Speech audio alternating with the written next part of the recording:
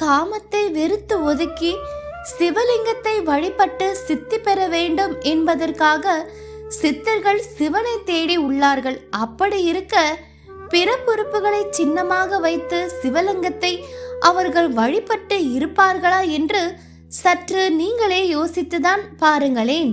திருமூலர், அகத்தியர், நந்தீஸ்வரர் தொடங்கி ராஜராஜ சோழன் காலத்தில் வரைக்கும் சிவலிங்கத்தின் தத்துவத்தை புரிந்து கொண்டு மதிப்பு மரியாதை கொடுத்து வணங்கி வந்துள்ளார்கள்.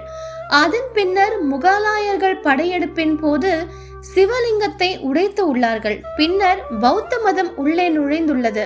ஆனால் பலன் ஏதும் இல்லை. அதன் பின்னர் ஆங்கிலேயர்கள் நம்மை சுமார் 300 வருட காலங்கள் ஆட்சி செய்ததன் விளைவாக சிவலிங்கத்தின் தத்துவத்தை தவறாக பரப்பியுள்ளார்கள். அகத்தியர் வாழ்ந்த காலம் 4000 வருடங்கள் தாண்டி ஓடிக்கொண்டிருக்கிறது. அப்படி என்றால்